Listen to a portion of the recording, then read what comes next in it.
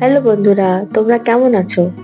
আজকে আমরা আবার ভূতের মতন গল্পটা নিয়ে চলে এসেছি। কালকে আমরা আধা পড়েছিলাম, আজকে আমরা তার বাকি অংশটা পড়বো। তোমরা শুনছো তো কিরকম লাগছে? আমাকে কিন্তু জানিও কমেন্ট বক্সে। ভিতর মুখস্থ করার নামটা অমনি সব গোলমাল হয়ে যেত। মাস্টার মশাই বলতেন, কি হয়েছে রে? ভিতু বলতো, কুটকুট করছে। কোনটা? কানটা। আর কি হচ্ছে? সুরসুর করছে। মাস্টার মশাই চোখ পাকিয়ে বলতেন, কোথায়? ভূত তখন নস্যি হয়ে নাকে ঢুকে পড়তো। ভিতু অমনি হেঁচে উঠতো, হাচ্চো। এই করেই ভিতুর একদিন অসুস্থ করে গেল। তবু ডাক্তার বললেন কিচ্ছু হয়নি। পাশের বাড়ির মন্টি এসে বলতো, খেলতে যাবি?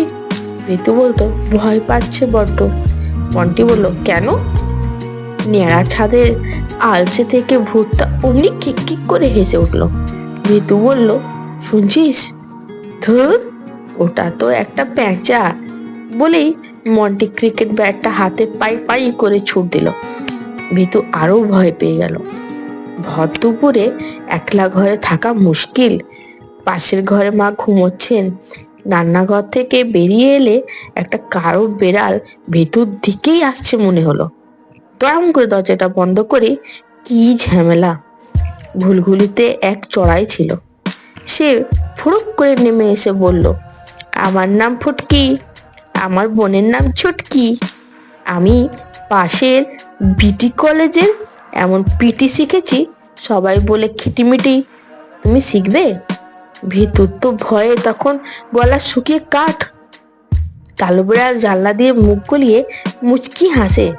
অমনি চড়াইটা মেঝে থেকে আলনায় উঠে ভেঁচকি কাটে, চিল্কা। তাহলে তোমাদের কেমন লাগলো বন্ধুরা, আমাকে একটু কিন্তু জানিও। এর পরবর্তী অংশ আমরা আবার কালকে শোনাবো। তাহলে আজকের মতন আসি। Good night, by.